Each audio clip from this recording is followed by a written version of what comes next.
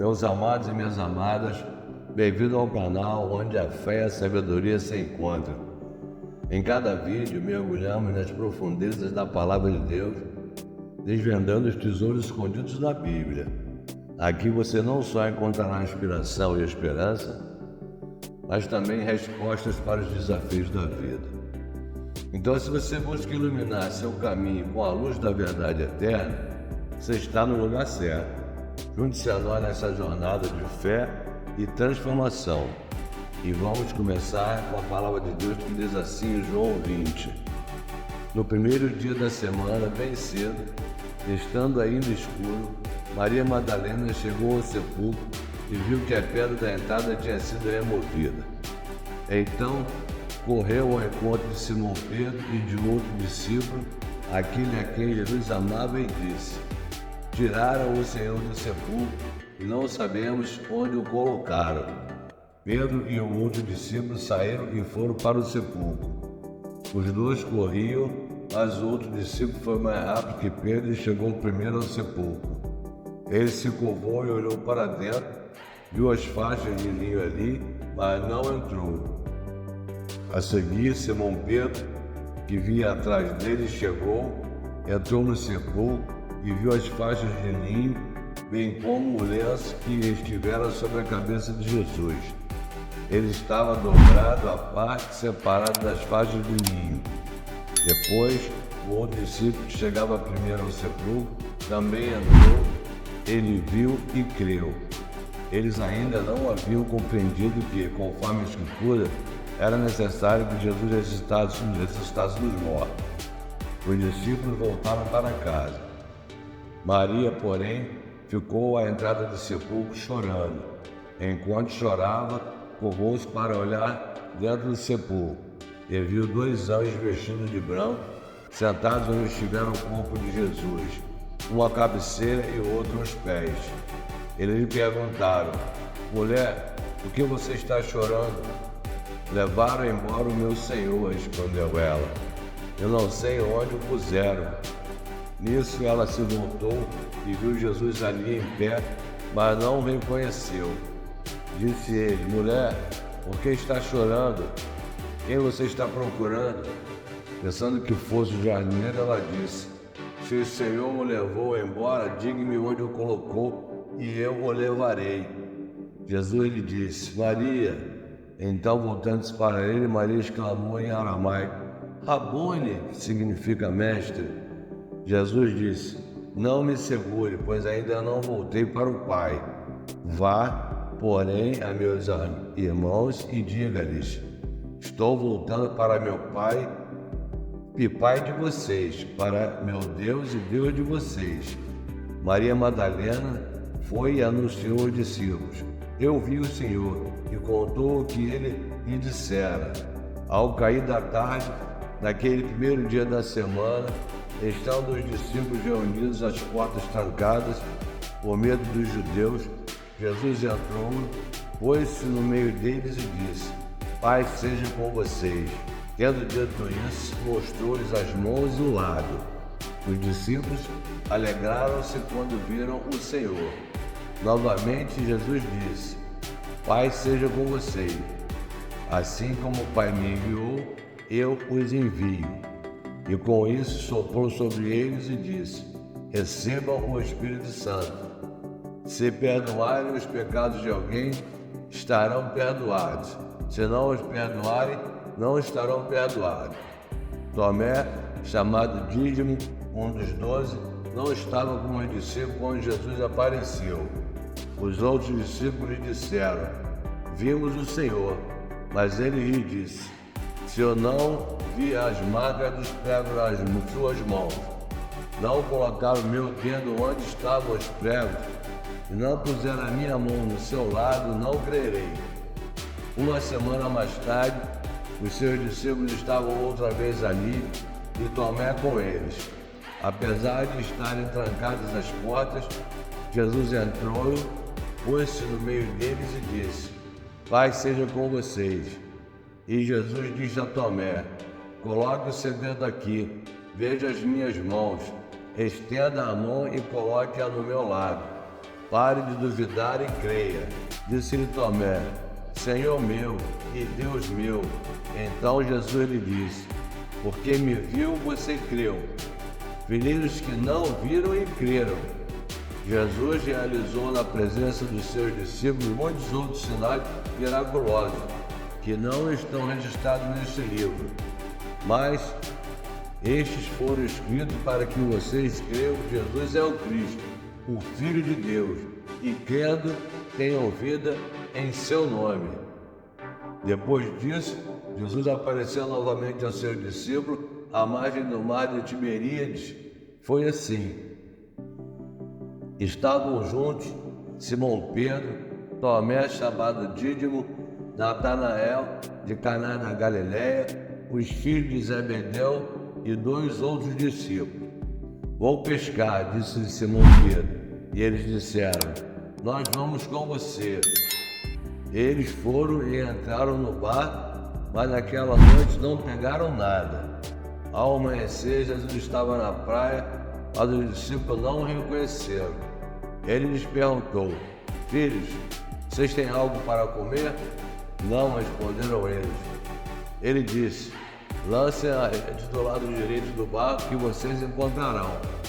Eles a lançaram e não conseguiam recolher a rede, tal era a quantidade de peixe. O discípulo a quem Jesus amava disse a Pedro: é o Senhor. Simão Pedro, ouvindo dizer isso, vestiu a capa, pois a havia tirado e lançou-se ao mar.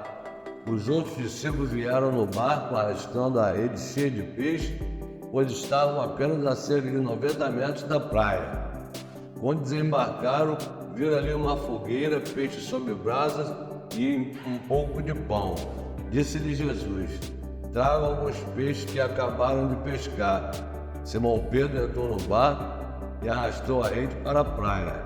Ela estava cheia, tinha 153 grandes peixes. Embora houvesse tantos peixes, a rede não se rompeu. Jesus lhes disse: venham comer.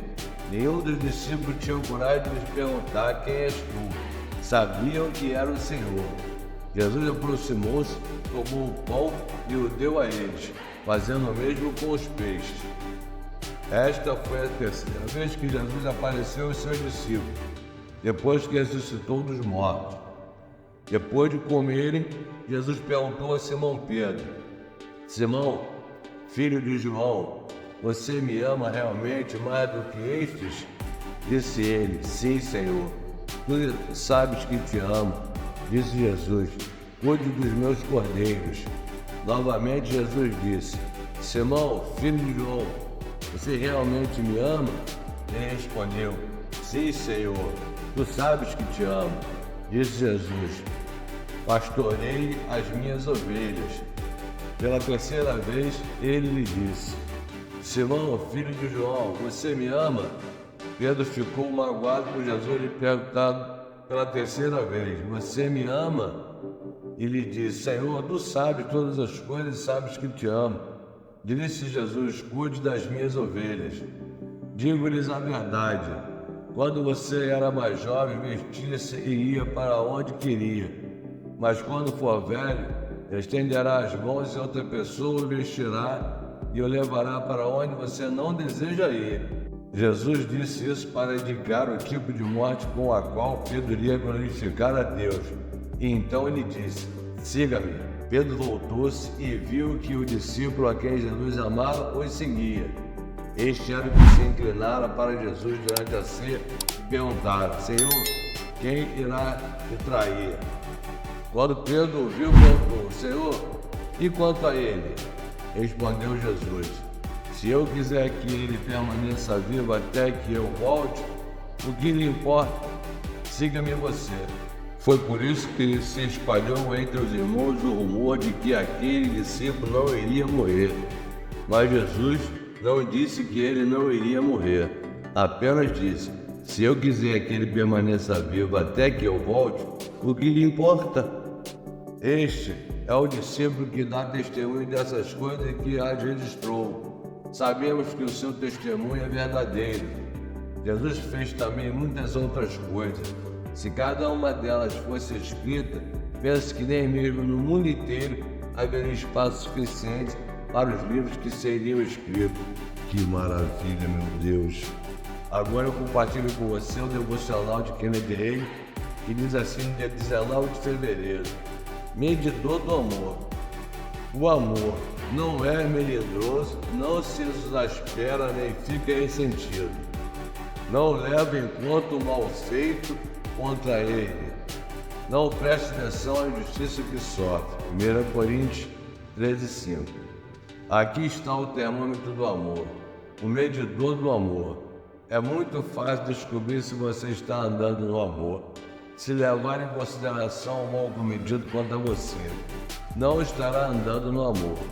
Enquanto andar com Deus e permanecer cheio do Espírito Santo, não levará em conta o mal cometido contra você.